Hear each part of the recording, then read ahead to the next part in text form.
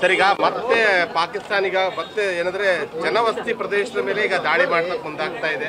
So ಏನಂತೀರಾ ಇದ್ರ ಬಗ್ಗೆ, ಯಾವ ರೀತಿ ಉತ್ತರ ಕೊಡಬೇಕು ಅಂತ? ಈಗ ಹೇಳ್ತಾ ಇಲ್ವ ನಾನು, ಇದು ಆಪರೇಷನ್ ಸಿಂಧೂರ್ ಅಂತ ಏನು ಮಾಡಿದ್ದಾರೆ ಅದು ಯಶಸ್ವಿ ಆಗಲಿ ಅಂತ ನಾವೆಲ್ಲ ನಿನ್ನೆ ಪ್ರಾರ್ಥನೆ ಮಾಡಿದ್ದೀವಿ.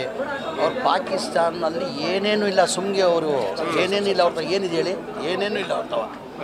ಹಾಂ, ನಾವು ಯಶಸ್ವಿ ಆಗ್ತೀವಿ, 100% ನಾವು ಯಶಸ್ವಿ ಆಗ್ತೀವಿ. ಇನ್ನು ನಮ್ಮ ಸೈನಿಕರದು ಹೆಚ್ಚಿನ ಶಕ್ತಿ ಕೊಡಲಿ ಅಂತ ಭಗವಂತಂತವ ಅಲ್ಲಂತವ ನಾನು ಪ್ರಾರ್ಥನೆ ಮಾಡ್ತೀವಿ.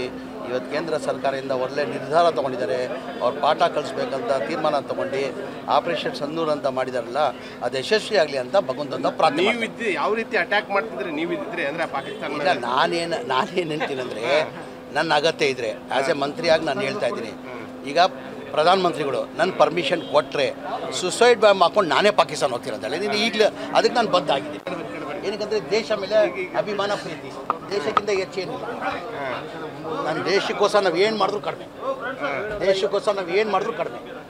ಜನಬೇಡ ಪ್ರದೇಶದ ಮೇಲೆ ಜಾಸ್ತಿ ಇದು ಮಾಡ್ತಾರೆ. ಈಗ ಹೇಳ್ತಾ ಇಲ್ಲ ಸರ್, ಅವರು ಒಂಥರ ಖಾಲಿ ಡಬ್ಬ ಇದ್ದಂಗೆ. ನಾವು ಮನ್ಸು ಮಾಡಿದ್ರೆ 2 ದಿನ ಅಲ್ಲಿ ಪಾಕಿಸ್ತಾನ ನಿರ್ನಾಮ ಮಾಡ್ಬೋದು. 2 ದಿನ, ಜಾಸ್ತಿ ಹೊತ್ತು ಬೇಕಾಗಿಲ್ಲ. ಅವ್ರು ಏನೇನಿಲ್ಲ ಸರ್, ಒಂದು ಖಾಲಿ ಡಬ್ಬ ಇದ್ದಂಗೆ ಅದು ಪಾಕಿಸ್ತಾನ. ಬರೀ ಹೂ ಅನ್ನೋದಷ್ಟೇ, ಒಳಗಡೆ ಟುಸ್ಪಟಾಕಿ ಅದು ಪಾಕಿಸ್ತಾನ. ಒಂದು ಟುಸ್ಪಟಾಕಿ ನಾವು ಮನ್ಸು ಮಾಡಿದ್ರೆ 2 ದಿನಕ್ಕೆ ಪಾಕಿಸ್ತಾನವನ್ನು ನಿರ್ನಾಮ ಮಾಡ್ಬೋದು. ನ್ಯೂಸ್ ಫಸ್ಟ್, ನಿರ್ಭೀತಿಯಿಂದ ನಿಮ್ಮ ಪರವಾಗಿ.